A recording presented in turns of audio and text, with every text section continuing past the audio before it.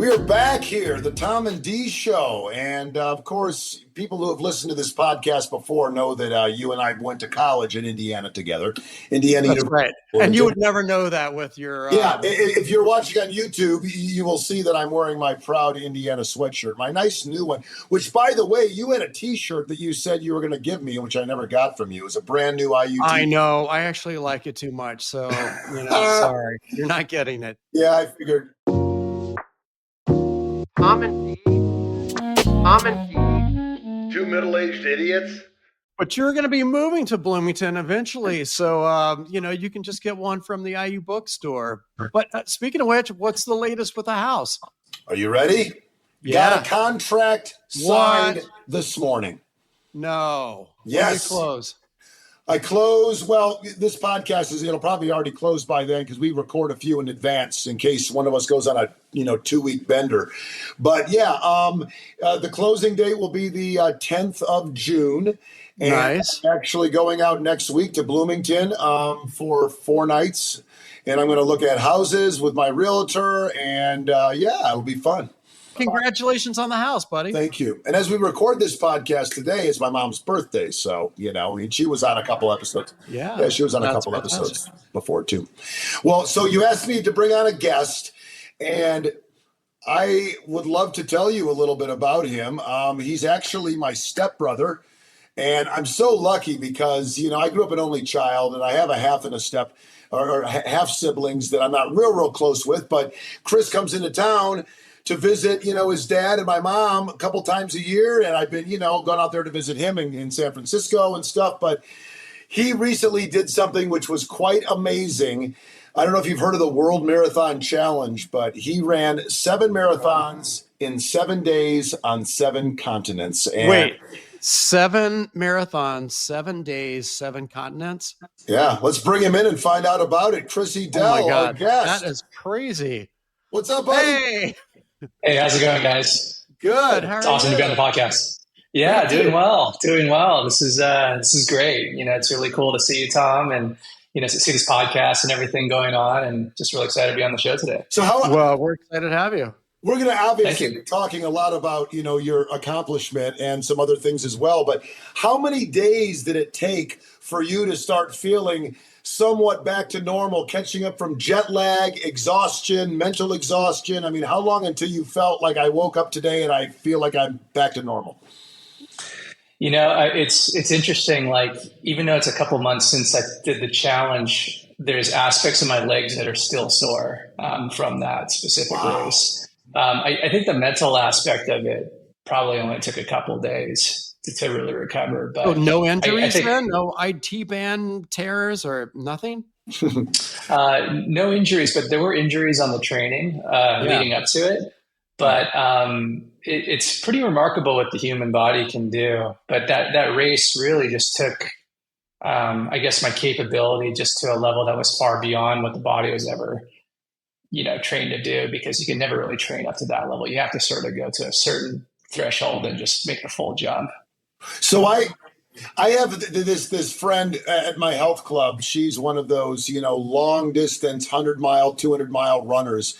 And she says once you're so far into it, it's almost like you're on an acid trip or a mushroom trip where you're just, where seriously, it's like that high kind of comes in where she's like, literally, she starts almost seeing things, I mean, did you feel that at some point during these 7 days? Yeah, but he actually was on an acid trip. Difference.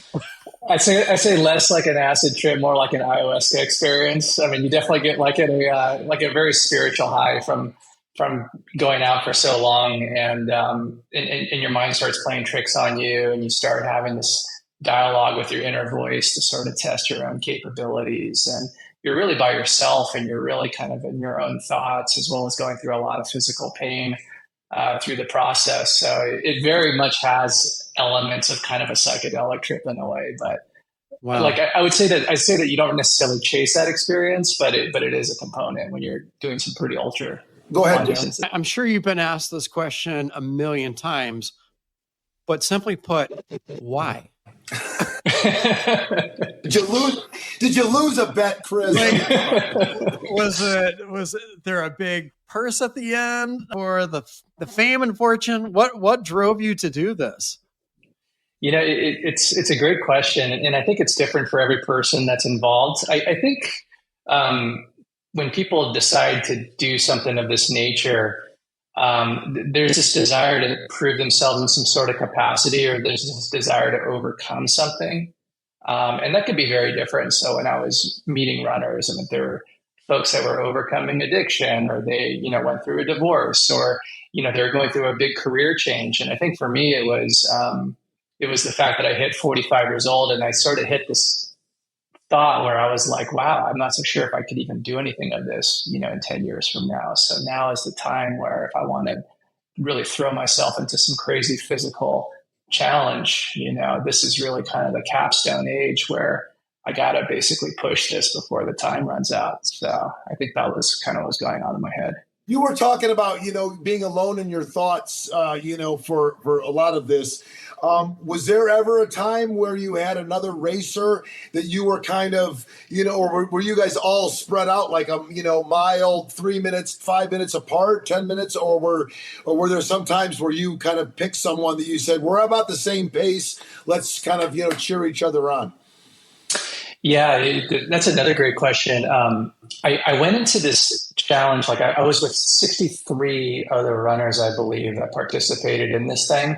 And each of us came from a different part of the world. And, we didn't really have, I would say, like the goal of necessarily meeting people on this race. I mean, we knew that would be an aspect of it, but it was a very individualized experience. Like, this is me versus this 183-mile run.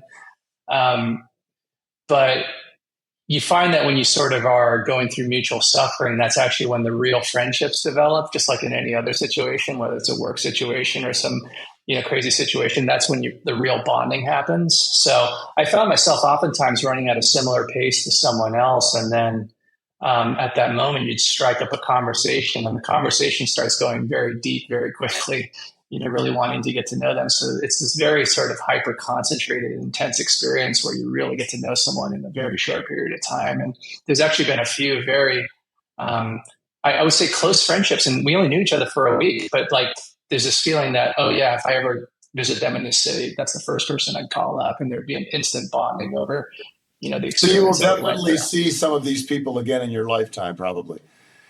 100%. I mean, I've already kept in touch through Zoom with a couple of them, and it's interesting because since we all were sort of self-selected to basically do this challenge, I think we all had different intentions for going into it, and I think we bond over those intentions because it's a crazy concept to do something of this nature. So there's a shared sort of camaraderie around that. Well, I could probably guess the 7 continents that you raced on.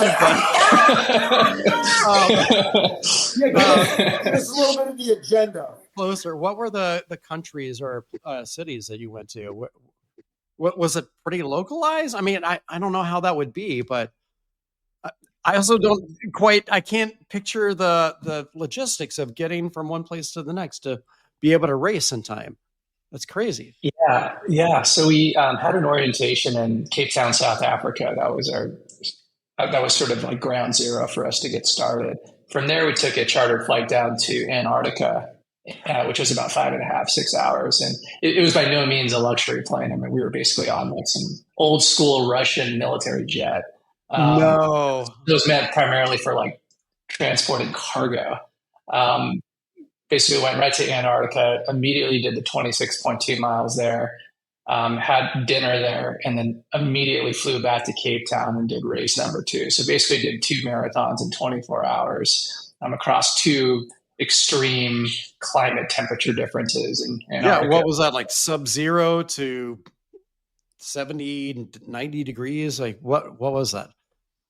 Yeah, it was, if I could recall, I don't know if this is the exact number, but it's within a few degrees. It was about 7 degrees in Antarctica with like a -10 wind chill. Wow. And then Cape Town, there was actually a heat wave because it's the dead of summer because we did it in January in the Southern Hemisphere. it was probably getting up to like high 80s Yeah. Fahrenheit, but like high level humidity, direct sunlight, not a lot of shade.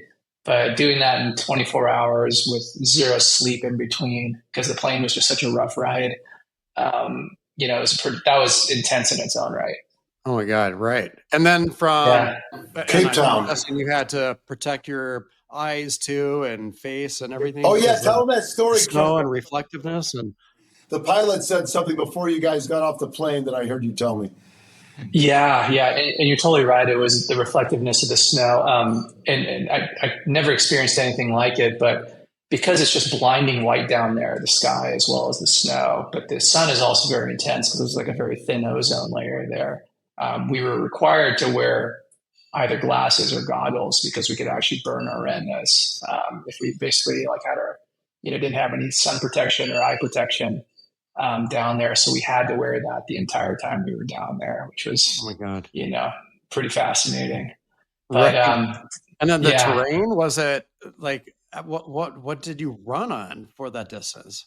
it was basically like snow and ice pack. But they had it was a scientific base, so they actually had these groomer machines that created traction on the ice overall, and they carved out a track that was about, I think, about 2.5 miles long. So we ended up doing loops. But honestly, this part of Antarctica was called Deep Field Antarctica. It's not the touristy part where the cruise ships pull up to the penguins or nothing. Like we were in the middle of nowhere. I mean, it was just completely desolate. I mean, it felt like you were just on Mars, but like white color. I mean, just a lunar landscape. So Wow. that was pretty wild. I mean, definitely a once in a lifetime experience. Yeah. Yeah. And then from South Africa, that was your second destination. You went South to Africa, we went to Perth, Western Australia with a layover in Mauritius. So we, kind of cut across like the Southern Hemisphere over to Perth, So you had a did a layover in marathon there. Mauritius. Did you visit your sister's wedding site? Didn't Heather get married there? I actually wish I did, Tom. But we weren't actually even allowed off the plane. Oh Like we just wow. had to basically just sit there and refuel the plane. Yeah, so we could only see like the mountains there, like these gorgeous mountains from like our airplane window while we were sitting there, which is kind of a bummer. But we arrived in Perth, and we arrived at Perth at nighttime, so we ended up basically doing like a middle of the night marathon oh my in God. Perth. But Perth had this. What was crazy about Perth was the weeks leading up to the Perth race. I had my iPhone checking the weather in all these places. Perth was going through an extreme heat wave. Up until that marathon, where the daytime temperatures were hitting like 105 degrees. And Perth also has a very high humidity quotient there too. So I was on a WhatsApp chat with all these runners that I never met before we were all saying like, oh man, this Perth, leg is probably going to be more hardcore than the Antarctica portion. Oh my So, God. but fortunately we arrived at nighttime and did the race like in the middle of the night. So the temperatures dropped to the 80s, which is still a really hot, marathon, but at least it wasn't, in the 90s or 100 degrees, which would be unbearable to do a No, marathon. now, okay. So Yeah. then from Perth, you went to up into Asia. Didn't you go to somewhere in the Middle East? So this technically qualifies as Asia, but we flew to Dubai and did a marathon there. And Dubai, like since it's the winter time now, because now we're hitting back up into the kind of more like northern hemisphere. The weather there was like absolutely perfect. I mean, it was like in the 60s or like low 70s, just very pleasant overall. And then from Dubai, we flew to Madrid, and Madrid was actually the wintertime up there now. So Madrid had the same climate as San Francisco, kind of like cool, a little on the cold side. But for me, that was like, I think my best race just because it was just an identical temperature to, what I Yeah. trained in overall. Then from Madrid, we went to a city that I never even heard of until I signed up for the race called Fortaleza, Brazil, which is in like the So great. northeast corner of Brazil, like right by French Guiana, and like the country's kind of up in that like area there, which is really just like east of the Amazon. So if you can kind of picture Southern Hemisphere again, just oppressive humidity, summertime, Right. just brutal, brutal. That was my hardest race by far because I'm just not very good in the heat. It's just not my thing.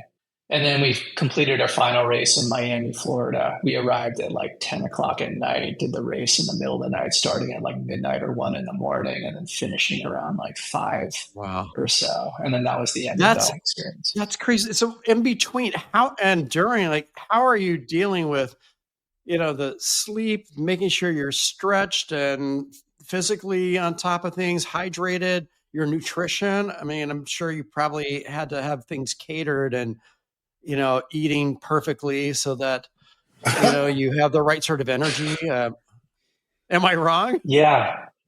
Both right and wrong. So like, I think like part of the challenge is actually like the deprivation that you experience from all the things that you mentioned. So it's about training your body to handle those components. So we knew that there was going to be a sleep deprivation component. You're sleeping on the plane. Fortunately, we had lie down seats, so it's not like you're cramped like in a coach thing. I think that would have been simply impossible to accomplish. But in terms of like the diet and stuff like that, that was actually one of the hardest things because they did provide meals on the plane, but they were really not much larger than your typical sort of airline food. But when you're burning, Yeah, you need the 3 to calories. 5,000 plus calories on a race, along with just your normal 2,000 plus a day, you look for food wherever you could find it. So for me, I was very concerned about like getting food poisoning or having like a GI situation. So I just ended up basically going to like McDonald's at like every location or, just food that I could trust where, just get the calories in, what's necessary to get through the race. Not necessarily focusing on healthy food, just focusing on food that I knew that, I wouldn't get sick on. You mentioned chicken nuggets were kind of the Yeah, and this is a good time to pause for our sponsor. This podcast is sponsored by McDonald's. All right, continue. Right. Yeah. So there was like the McDonald's thing, and then for the sleep deprivation. I mean, fortunately, we could sleep a bit on the plane, but that's part of the challenge. The stretching component. I had like these compression devices that allow me to compress my legs, and I had like a Theragun, which can massage your feet and stuff like that. And they had medics on the plane that were, helping with like blisters and various other things. But yeah, it's a very Spartan, I would say, in many ways. Like well, actually, I wouldn't call it Spartan, but it was very comprehensive. But at the same time, it's not supposed to be a comfortable experience. It's really about testing your body to the limits. To me, it almost seems like a Walter Mitty like experience instead of a Spartan experience. Going off the places, just being outside of yourself, and kind of spiritual too, like you said. Yeah, I mean, because it's such a psychological test, but at the same time, you're in all these like amazing places that are truly once in a lifetime experiences. I've never been to Africa before this trip, of course, never in Antarctica. So to basically run in Cape Town and see Table Mountain and just think like, wow, this is just so incredible, being 45 and having just this experience, and then you're bonding with like the runners and the organizers of the event were just incredible. I mean, just like the most supportive, just wonderful people. And wow. Yeah, it was just awesome on many levels. But also, it wasn't cheap. I mean, this isn't something that just an entry fee to a marathon might be like $75 and they give you a t-shirt, it's like, yeah. So to that point, were you sponsored? Did you have funding somehow, or was it to raise money? So every single racer had their own way to kind of get there. I mean, some of them were professional runners that have like huge, social media followings. Like there was one runner from Spain that was basically famous in her own country. And, and then there's like another runner from Japan that was fully sponsored. There was a really cool guy who was 23 years old who, was fully sponsored, and he has just this really cool, like, social media presence, with his own like personality attached to it. But a lot of folks like myself, we just basically saved for years. Yeah. to basically do this. This has been on my radar for many years, and yes, it's very expensive. So it was all about sort of like setting a little side Isn't it fund, like almost contributing to it 50,000 or each. something?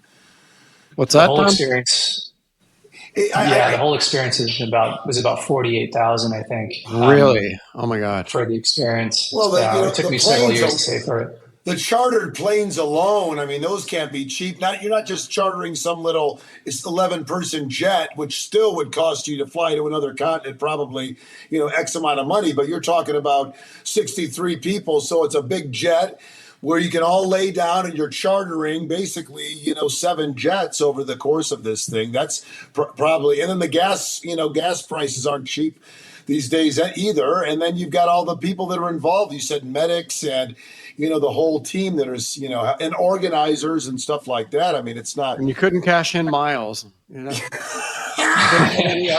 not cash and miles. And there's so many other logistics. I mean, just sort of like the attention to detail. So, for instance, like when we arrived in Fortaleza, Brazil, we arrived like around 2, 3 in the morning, I believe, if I could recall. But when we got to the buses, so they got like buses that take us to the race, the part of Fortaleza that basically is around the airport actually is relatively like, unsafe. So we had like armed security basically like following the bus to basically sort of take us. And then of course, they basically block off a whole portion of, this beautiful part of the waterfront there. But I mean, just the logistics, the language differences, getting the permitting, the F-63 runners, like the liability associated with all this. I mean, it really racks up. So it sounds like a lot of money initially, but you kind of think about any sort of like epic excursion, like when you hear about like a guy, for instance, who goes to Mount Everest, he'll easily, spend like over $100,000. And that's not even including like permitting fees and stuff like that. So it can really rack up to fit it all in. So are you planning on doing anything with this experience, like putting it into a book or any other way of sharing that with the world? Well, it's been fascinating because like when I did the race, it was a very personal journey. Like there was no intention of sort of like using this as a platform for anything. I think it was really my own. It was my own personal challenge. Maybe it was a way to sort of say I still got it, or this is a way to stretch myself on this capacity. But since the race is completed, like I was actually surprised by the amount of publicity that kind of came out of it, not just for me, but for like a lot of the other runners too. So there's been a lot of folks that have told us, oh, you should like leverage this for, this, and it has sort of crossed my mind, but like at the same time, that was never really the intent of this thing. Like this was more of like my own personal, like me. So fucking selfish. You're so fucking selfish. Chris, you're so selfish. I have a question for you. I mean, I don't know how, if you're a person who remembers your dreams or whatever, because I usually, when I wake up, I can remember several things in my dreams pretty vividly as they fade out, as the longer you're awake. But I would just be curious, what were those dreams like between the races when you were, the short amount of time you had to sleep? If it was all just, were you like running in these different places with worse challenges than you had? And then when you got back, were you having dreams like every dream for a week was always about running? like a dog and they're asleep, chasing a rabbit. Yeah, your legs are moving. Kathy's like, dude, you're kicking me. Yeah. Well, it's funny. I have no recollection of any dreams like on the plane. And I think because we were just so fundamentally exhausted after each leg that once our head hit the pillow, we were just like out. I remember on the flight from Cape Town to Perth, I woke up in the middle of the flight just to do like a rest stop break. And walking through the plane, there wasn't a single TV on. There wasn't a single conversation. The plane was just completely silent, completely like lights out. everyone was completely conked out. So Wow. like, I've never been on a flight like that where like literally like, it almost feels like everyone's dead on the plane. It's just like literally everyone is just out. Yeah. But in terms of like when I got back, I think I was on just such a mental high from the experience because like it took over a year of training. It was incredibly grueling, and to have finished it, like I was kind of on cloud nine for a couple of weeks where I just felt like just this immense sense of just like just kind of peace of mind because it was so much. There was so much anticipation leading up to it that it took like a year to basically do it all. So to have that project over, and accomplished, just felt very like peace of mind oriented. What do you do for work, Chris? I'm sorry, I don't know if we've talked about that, but how did you fund this? And did you go back to your cubicle afterwards, or like what was that contrast of being out in that life and then having to go back to the everyday grind? Yeah, so I was previously a digital health entrepreneur, ran a business, scaled it up, and then we ended up exiting the business around 2018. And then from there, I was doing some consultative advisory stuff. So I actually had kind of like a bit more flexibility, kind of working as sort of like a self-consultant where it gave me a lot of flexibility. I think it would be really hard to train for this if you're sort of like working a really hardcore professional job, although there were, physicians that, actually did this race. I mean, there's some pretty hardcore How about that first? people. How about that first job you had after grad school? After your second round of grad school, and this is pretty impressive on its own. But Chris has got a post grad degree from Harvard and Yale. But when you finished at Harvard and you got that job working for that guy that would call you at 4 a.m, imagine having that job when you were working like 17 hours a day. It would be impossible. It would be impossible. I mean, I would say even with like a normal 9 to 5, like it would be hard. I mean, it would be insanely hard to do this, and especially if you have kids on top of that. Because I have two, like I have a 6-year-old and a 2-year-old, and I mean, I don't know how some of these folks did it. Like in fact, one of the elite runners that did this. She has this huge social media presence. She does this for a living, but I think she had like 6 kids. And she still like got like first place on the whole thing. Like, I gotta get the fuck out of here. She's still like helping them. I mean, just amazing. Like, I mean, I was just thinking like, that's just like, I mean, just this insane human achievement, not just winning the whole thing, but, juggling 6 kids while doing it is just incredible. That is incredible. Yeah. So back to Harvard and Yale, what were your degrees in? Yeah, so I got an MBA over at Yale School of Management, and then I did a kind of health policy-ish master's over at Harvard. It was called a master's in public administration. So I did that from about 2006 to 2010. And then as Tom mentioned, I went into strategy consulting and basically like was just grinding it in the corporate world, working 60 hours plus a week with like cross country travel on a weekly basis. And it's being like flying everywhere from SF to Hartford to Cleveland, all over the place, always on a plane for Yale, Harvard, 7 continents, 7 marathons in 7 days. Clearly you are an underachiever.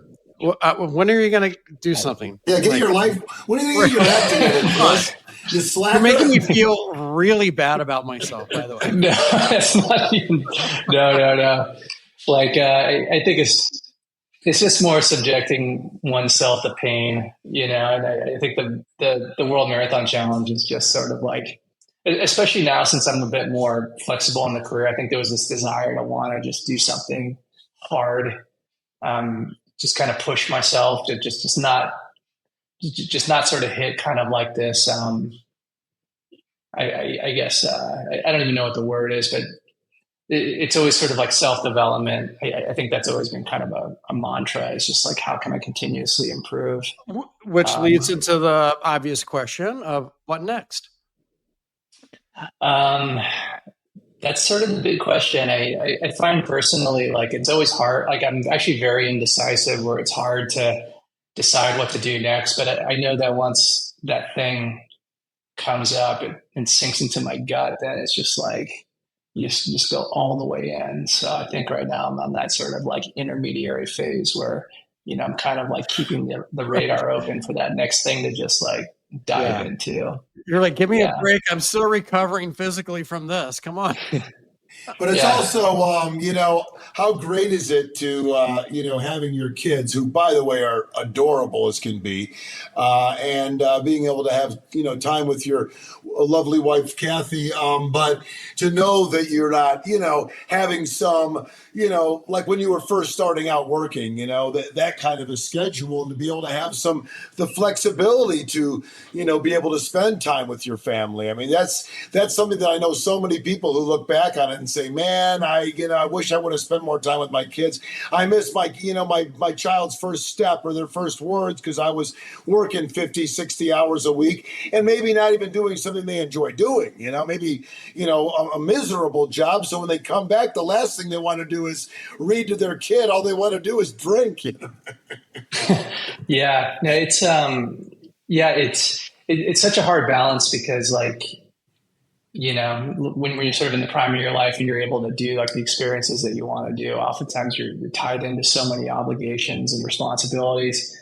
And it's the ever sort of present balance. And then you're sort of juggling what we talked about earlier, which is like as you're getting older, opportunities that seem cool at that age start to either become less desirable or your preferences change or your physical body changes. And I think for me, it was this realization because I missed a lot of years, I think, in between like 20 and 35, because I was working so hard during that time where, I could still theoretically do some of those crazy experiences I wanted to do when I was younger, but it just wouldn't be as like fun, just going to like youth hostels in Eastern Europe. That would have been amazing, like when I was 25 years old, but now I'm 45 with two kids. So it's just like unrealistic to do that. Um, so yeah, I think there was that sort of sense like, these opportunities do close as time goes on. You don't really get a second shot to do it. So let's really kind of hit the gas on these obligations other than work to, make sure that your checklist kind of, like you feel good about crossing off the right things on your checklist versus what's like expected of you from, I'm other excited people. for my son to listen to this. He's getting ready to graduate from Cal Poly, and he spent Nice. his junior year. Congratulations. Thank you. Yeah, he spent his junior year abroad and traveled pretty much every weekend. He was in Madrid, and every weekend he was somewhere, whether it was going to Morocco or Oktoberfest or whatever it was. He was gone every single weekend, and now once he graduates, he wants to. I think he's going to spend some time in Australia. That's the plan anyway, and maybe even start in Japan and work his way down, depending on what time of year. And so, Yeah. but I think it's great. And whether he's in hostels or uh, I don't know, it won't be the Ritz, that's for sure. Well, I don't like Exactly. I don't like hostile environments. So, I like to stay at a hotel. Wah, wah. Dad joke. Dad joke. I had another question for you. Just getting back to the training, you said it was about a year of training. So, did you start just like this week? I'm going to do 3 6-mile runs. The next week I'm going to do 3 7-mile runs. I mean, how did that work? And where were you like in the last several weeks before the event? How many miles were you running per day and how many days a week? Yeah, well, what was fascinating about this event, and what makes it really different from like a marathon or even like an Ironman triathlon, is like for those more traditional ultra races, there's just a ton of content online about how to optimize and train for these types of programs because so many people have done them that you can literally just use a playbook that someone else has based on your capability and really just follow that more or less. So it's really just sort of just getting your instruction manual, just follow this instruction manual. It's going to hurt doing it, but just follow this plan and more likely you can probably get through the thing. But for a race of this nature, since only, several hundred people, have ever really done it, I think. I mean, maybe like closer to like 1,000 people, like ever, since the event started. Um, like there's no playbook online. I mean, there's like little hints of people who've been on kind of on podcasts like this talking about it, but you pretty much had to design your own training plan. So that was actually part of the challenge, was you have this Herculean kind of like finish line goal, but how do I spend the next year getting my body prepared for it? So I had to almost reverse engineer it, where I was thinking like, kind of like what you were mentioning, like asking about like, well, how do you recover? How do you sleep? How do you do all this stuff? That actually became like aspects of the recipe for the training plan, like reverse engineering. Like I realized like running a marathon, it's very hard to do, but it's very achievable. So if you break it down, you just need to basically run a marathon each day. Oh, so the trick is like, that's it. Yeah, it's not easy, but but when you break it down, it's not 183 miles; it's 26 miles. But you got to do that 7 times. So how do you get your body recovered after doing one 26-mile run to be good enough to basically do it the next one, and then be good enough to do it the next one? So the way I designed my training plan was I created kind of this stacking mechanism where I'd run, let's say, 50 miles one week. Hold on one second. Someone's at the door. Oh my God. We are such professionals here. Yeah. Should I continue? Or Yeah. Okay, we don't need him. Exactly. 50 miles one week, then I'd take a rest week of about 30, then go 55, 35, 60, 40, 65, 45, and just kind of crawl up that ladder. And then I think at its peak, it got up to about 100. You're talking about per week. That's per week. Okay, because I had a delivery there, so I had. Yeah, no worries. Yeah. But think about like a fucking sign or something that's like, please, like, do not ring bell or knock on door. Put box here.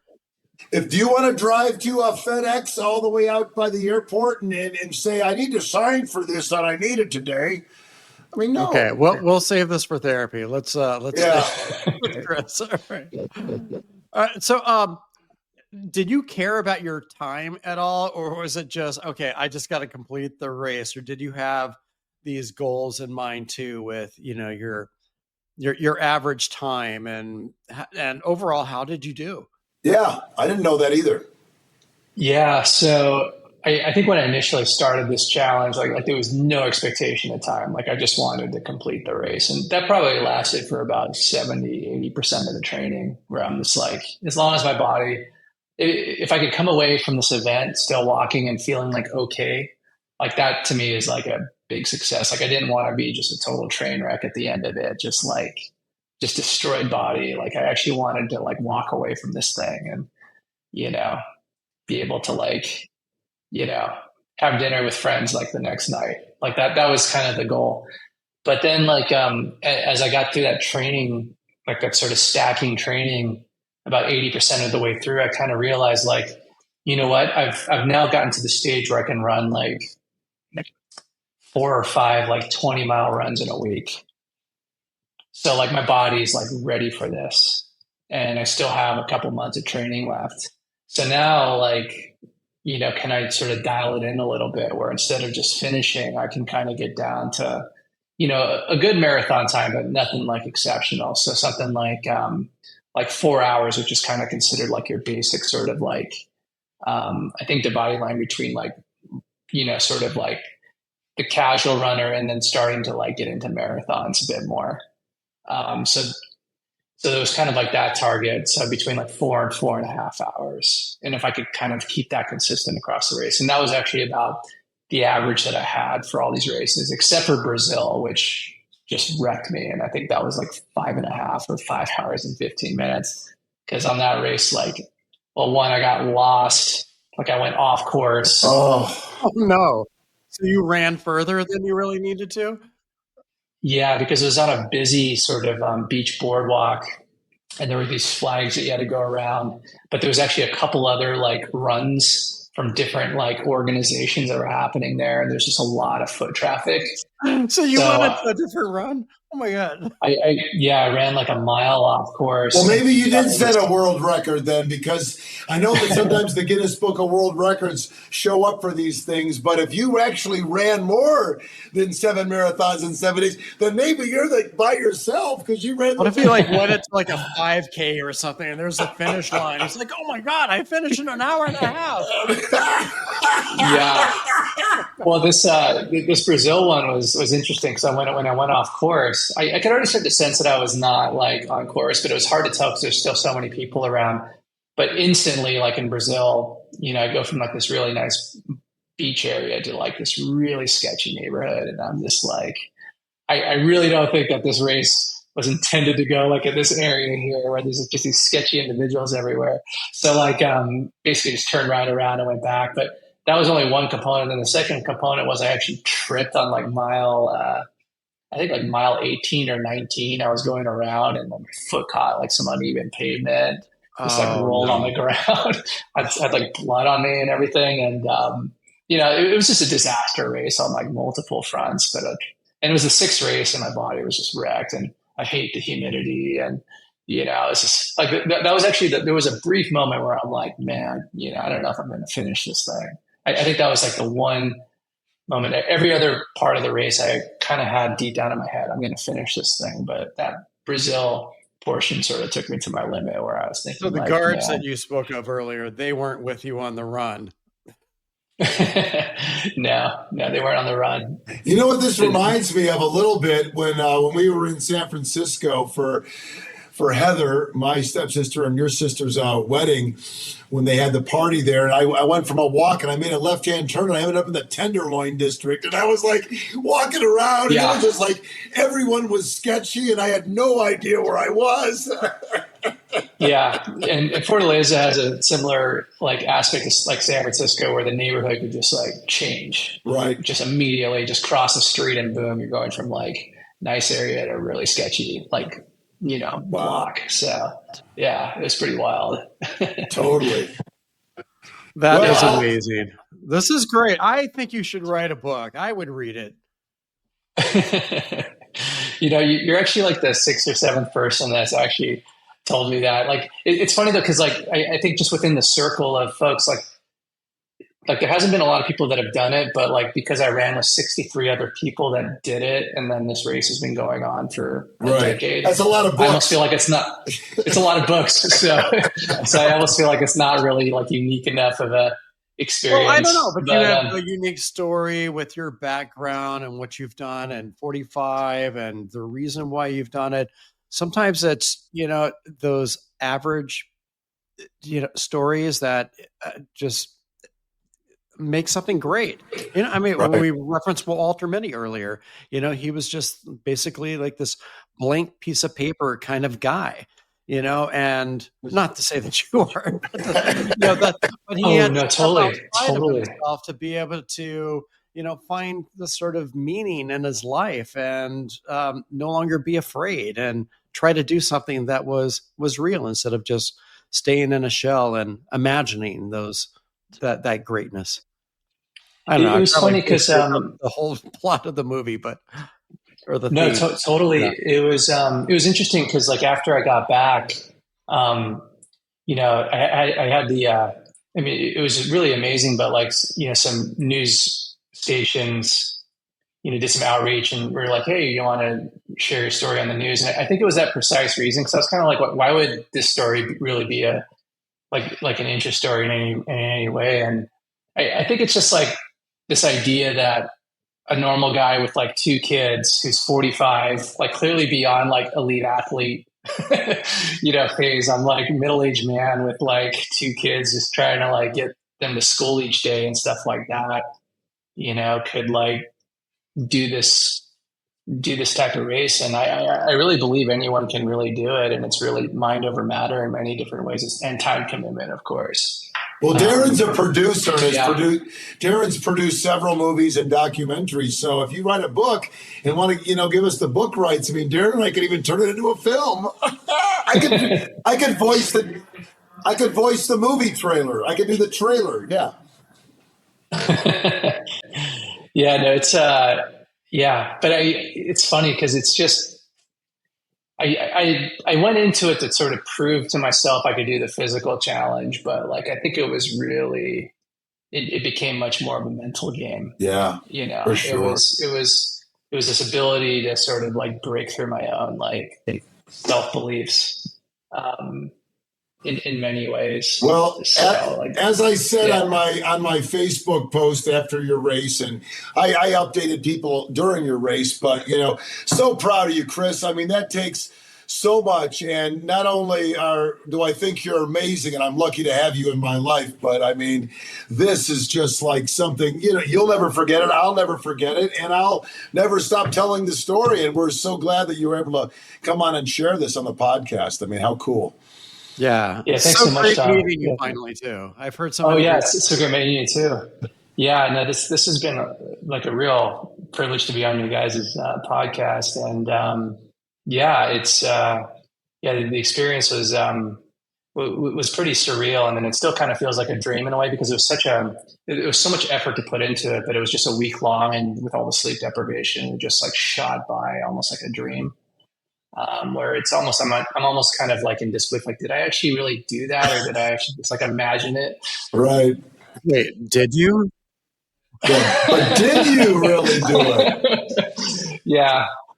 I mean, the only proof is really like the fact that like my ankles like lock up in the morning now still. Right. So like it's the only way I could like know that I really did. And the medal that you got. And the medal. The AI generated picture of you with the medal. Right. Right. Yeah. Well, thank you, Chris, for joining us. And as you probably heard when we were before we brought you on screen, I finally sold my house, and you were the person that I called up when I was all stressed out about buying a house and selling a house. I'm like, I'm calling Chris. He seems to be good at this kind of stuff, challenges, right? So yeah, congratulations, Tom. That's amazing. You. And I see you got the Indiana representation there, so you're already halfway to Bloomington. I am, and I hope you guys come out and visit me. We will. I've actually always wanted to check out that town. I hear it's a really cool college town. I love college towns. Aaron grew up there, and I did. Also went to college there. Oh, nice. So. Yeah, it seems like a really cool place. The campus looks beautiful in the photos. It is. I'll give you the best tour you ever had when you come out. Chris, thanks for joining us, buddy. Thanks so much, guys. Chris. Take care. Thank you so much. Take care. So, Darren, how are we going to do our own little challenge? What can we do in 7 days? We couldn't do it on 7 continents. How about in 7 suburbs of Denver in 7 days at 7 different bars, 7 different drinks? That sounds good. Let's try it. No. It was funny. I was going to tell Chris this, but when the only trophy I have for a race that I won was like a 6K or 10K or whatever it was. But the leader, I saw him. He turned we went down the wrong way, and I was talking to this other runner. I'm like, I gotta go, and I'm like, I saw him go the wrong way, so I turned in and won the race. I still have the trophy for it. Oh my God, that's great. Yeah, I've done a few races. I actually did a marathon years ago. Yeah, the Colfax. LA no, this was Colfax. This was Denver. And I did a half rock and roll. That was horrible finishes. Like I barely made it. Injuries that I'm still recovering from. A decade or so later. Absolutely horrible. Plantar fasciitis just means I don't even go on walks now, let alone runs. You need one of those one quick story really fast. I did I think it was like a 5 or 10K with my daughter when she was, I don't know, it was like 3rd grade or something. It was Girls on the Run, that organization.